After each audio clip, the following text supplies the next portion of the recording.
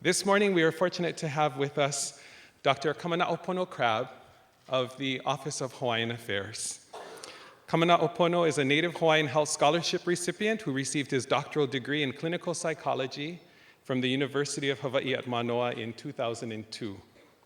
He completed a pre-doctoral internship in clinical psychology and postdoctorate fellowship in behavioral medicine health psychology at Tripler Army Medical Center in Honolulu, Hawaii, from 2001 to 2003. His research interests have focused on the etiology of depression, particularly syndromes of Hawaiian states of depressive illness and implications of acculturative processes that influence cultural identity among Native Hawaiians. Sounds like a real fun guy. Just kidding. Additionally, he has a particular passion for cultural competency and social determinants as barriers to improved health and well-being in the Native Hawaiian community. Dr. Crabbe is a licensed clinical psychologist and the newly appointed Ka Po'uhana, or Chief Executive Officer for the Office of Hawaiian Affairs. He is also a Ho'oponopono practitioner and trained chanter in traditional cultural ceremonies and rituals. Please help me in welcoming Dr. Kamana'opono Crabbe.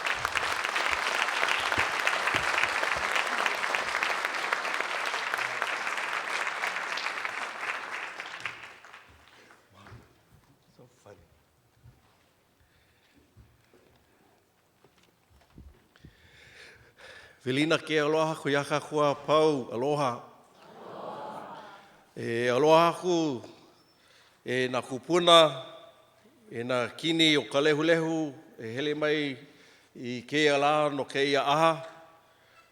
Aloha ku I Coca-Cola hui, mai ka puka na kala I kahi kina, ka wahi o kane ke au ki ai.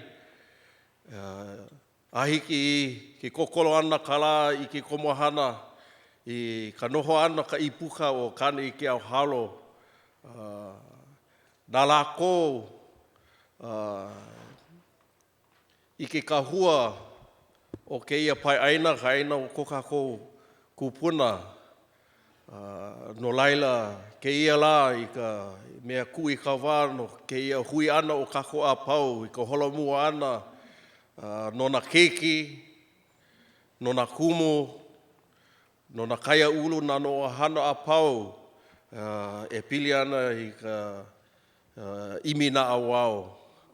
No laila mai kua na au I aloha ko yaka ko a pau no ko hele ana mai I ke ia la. I also want to acknowledge Walter Kahumoku and his Kamehameha School staff, as well as Lisa Watkins Victorino and the coordinating team for this conference and these next 2 days. It was proposed to me many months ago, and I said, yes, go for it. We need it for many reasons. So I just want to pa'ipai there for the success.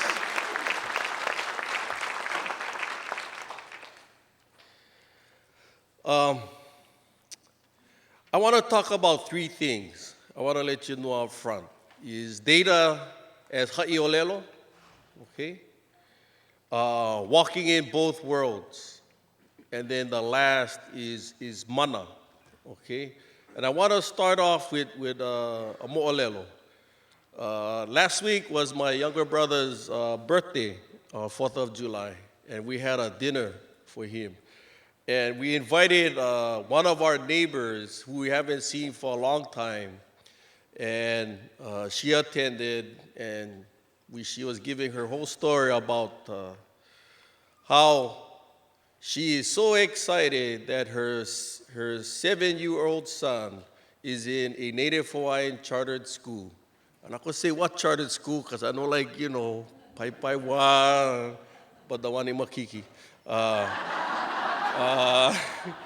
Went to these charter schools, and we were just, you know, talking over dinner. Oh, good, you know.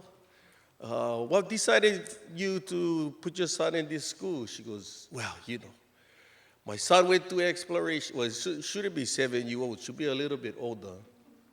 But the son went to explorations and found himself, he was so inspired about his Hawaiian side.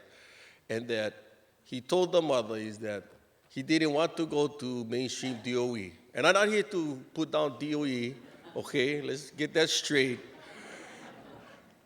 But what I'm trying to tell you is the story of a mother's smile and joy that she has the choice to send her son to an educational school that embraces Hawaiian values, traditions, but most of all, helped him to find who he was as a Kanaka. And I asked, what do they do? She says, the kumu teachers, pule, they pule in the morning, they teach different types of mea no eao, so forth. They teach him really about what it is to have Hawaiian etiquette. I was like, okay, that's my kai. Because a lot of our Keiki need some etiquette today. They need a lot of etiquette. And I said, well, how was your child before? She goes, he was kolohi. He got in fights in the DOE. He missed school, had poor grades, and he just never feel accepted, And I'm not saying that's the case for every Native Hawaiian child in the DOE. That's not the case. But there's a lot of cases like that, okay? And I said, so what do you get out of it, And you know what her answer was? She didn't have that opportunity that her son has today to combine education and quality education in a Hawaiian context. And that's what she wanted for her child, her boy, And can you imagine, that is a very touching story, because that's a very common experience for our people, our Keiki that go through that, And that happens just at a mother-child level. And that's data. That is data, okay? If you can look at the delinquency rates, academic performance, and change that desperate picture that have been painted for us all these years and turn it around to Ke Kula o Navahi, Punana Leo, Hawaiian chartered schools, and even programs within the DOE that nurture, support Hawaiian studies programs. And you see the difference? That's data as ha'iolelo, okay? And the reason why I say that is because data and research, that's just like when you come to a luau and then somebody bring, shrimp spaghetti or something, and like, you put that over there. All the lao poi poke, that's over here. You over there. Because that's a discourse, a lot of times we think if we do data and research, that's Western, that's too Western, that's too haole. That no fit, that demeans our tradition of ha'iolelo or ike ku'una, Somehow we think in the back of our belief that it diminishes who we are as Kanaka, as Hawaiians. It makes us less than. We gotta compromise to the Western way, and damn those feds. Who the hell are they to come in here and tell us what to do, okay? But you know what? There's a part of me, that menehune in the back of my po'o, who tells, you know what? We gotta learn how to translate today. Our people were great at translating. And then taking good knowledge, good tools to make it work for us today. And that's all it is translating our experience at the very community, grassroots level to the efforts of those in Keokaha, in Ka'u, in Ho'olehua, and Makiki, and to show others that, through a Hawaiian cultural-based learning environment, we can achieve success. And you know what? We can do it in many different ways, okay? And we can tell that story, not only of the parent and the Keiki, but we can tell that story of the kula, the school, the impact it has on our community, and more so, how that contributes to painting the picture or the canvas of how we thrive as Native Hawaiians in our own homeland through the aspiration of Imiloa, or Ho'ona'awau, of education. Okay? So data as ha'iolelo. The reason why I share that is because as educators, researchers, administrators, kumu, we know how important data is, but somehow we don't know how to get it from the Excel spreadsheet, to the PowerPoint, to the grant, and to communicate it to the federal grant writer or the OHA grant people, and why they went deny us the money. Okay? So it's an art. I'm going to tell you, it's an art.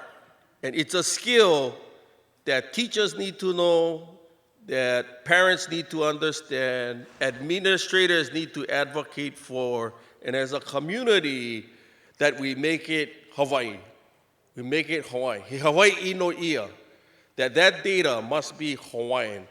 No longer do we have to talk about tardiness, delinquency, and da-da-da-da-da-da. We know that. It's about times that we give ourselves permission to move forward and now begin looking at the assets and the strengths of our people. And then that paints the picture for our lahui and your educational movement. How do we combine them to move beyond the question of meeting program goals and objectives, but use data as ha'iolelo? What does this mean? We need to be able, therefore, to use quantitative data and qualitative data. Quantitative data is just the numbers, It's just numbers, to make it very simple. The qualitative data is exactly the emotion that that mother was telling about the child, How do Hawaiian values impact a child's learning attitude to be more disciplined or concentrate on math? How do we do that? What does the influence of pule, oli, and tradition have in the routine of an educational curriculum? Somehow, do you think we can measure that, or at least kind of account for that, and then associate that to improvement in academic achievement? How does a cultural-based curriculum increase cultural identity, a Hawaiian sense of self, and how, if you look long-term, how does that not only contribute to high school graduation, but post-secondary, 2-year, 4-year, master's degree, and further? What does that have to do? And that helps to set the foundation for themselves. You are the surrogate mothers, kupuna, for these children in your classrooms. And that's the ohana environment we foster and nurture today. And that's, in a very simple way, that's data and some research, is asking questions, but in a Hawaiian way, from strength-based, from asset-based. We can either react to what others tell us we need to do or cannot do.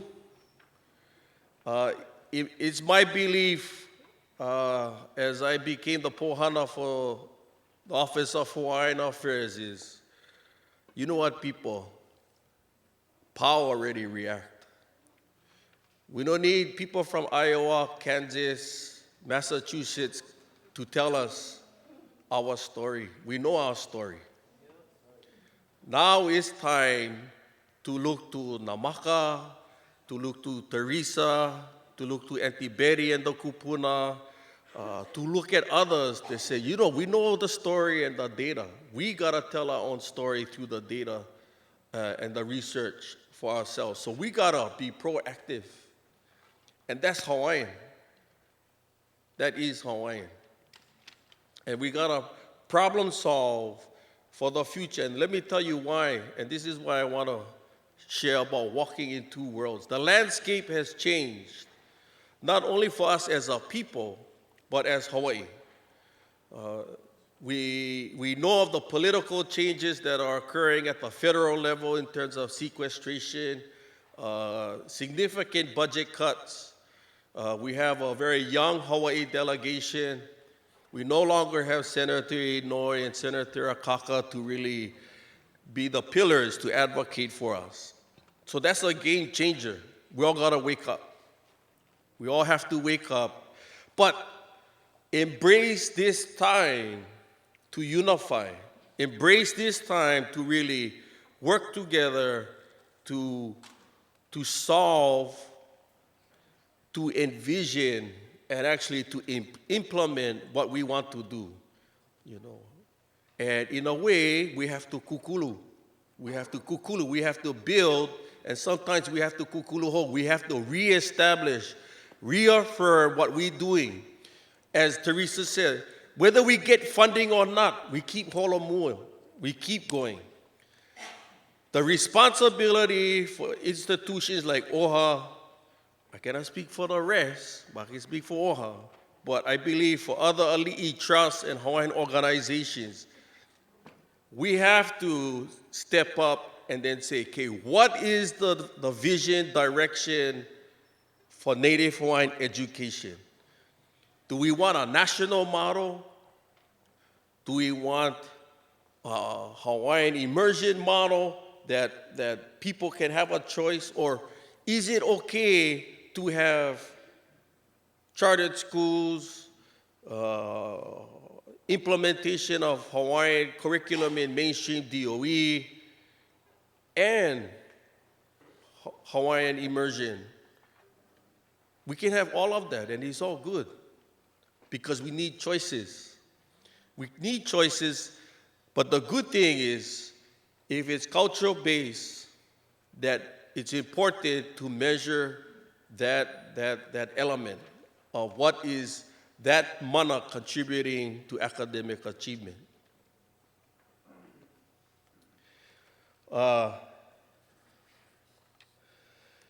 Cultural-based education, to me, is just a vehicle, okay? But it incorporates what we think is a good fit for our people in today's society, you know. It's great that we have laptops, cell phones, although I'm a little bit, I have a little bit of anxiety about technology today and cell phones.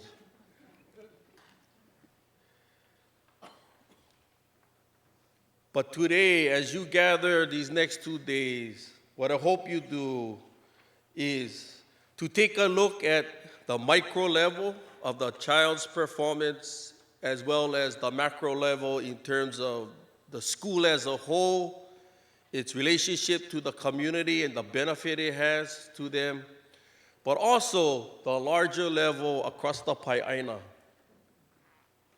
I think it's about time that we start talking about that we talk about what do we have in common, what is the common bond in areas as a whole. Because let me tell you, on the continent, there are many communities and other ethnic minorities who are challenged with not only the same issues we have, but they're even struggling with their own cultural base. So that's where I think we have an advantage to move forward here in Hawaii. We have a strong cultural base, language revitalization, cultural renaissance is almost like a new era is being created. We must be dating ourselves, Teresa, and Walter and Namaka, when we see all these new young generation coming up, which is true, you know. Somehow we have to exercise that transition and succession of leadership. We have to exercise it and now move from actually doing the work maybe to guiding now. And then as we move in this next movement is to help this new generation to awamo, to carry that kuleana responsibility and burden.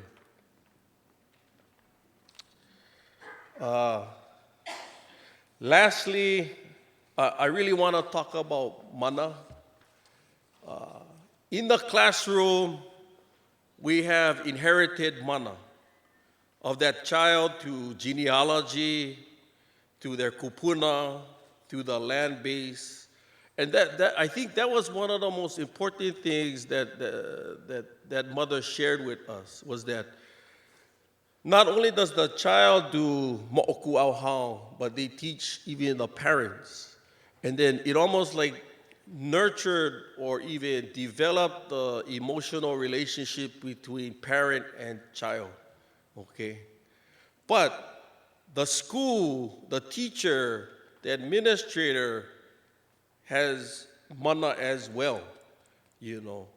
Not only from their own inherited mana as a family, but also the acquired knowledge to teach. You know, a lot of us go to University of Hawaii or other Western colleges. We learn their models.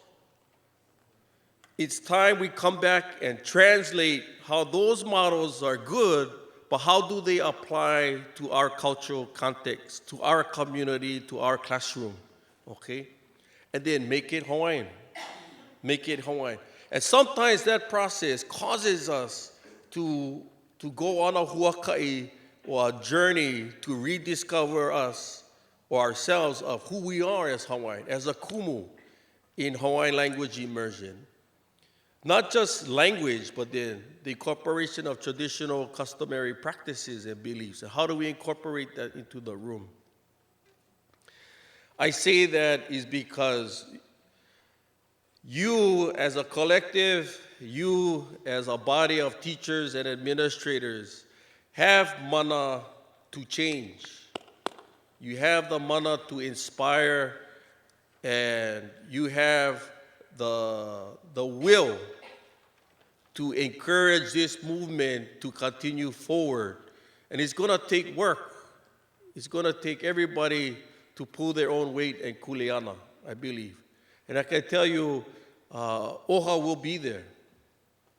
Because we are not only doing this with you in education, we are doing it in health, we are doing it in economic development, and this year we're gonna try to even do that in culture.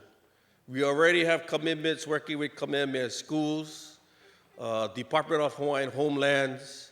We're reaching out. I see Cheryl over there. I got your email about chartered schools. Thank you very much, Cheryl. And even with others that are in places. This is a very exciting and good time because now Native Hawaiians are in certain positions that can make decisions, and hopefully good decisions, responsible ones, that benefit our people and our lahui. Okay? So I wish you well these next 2 days as you convene and you hui and you gather and you kuka and you forge a path forward. Again, data as you ha'iolelo, the necessity to walk in both worlds, and then really think about the mana you try to inspire in that individual keiki o pio.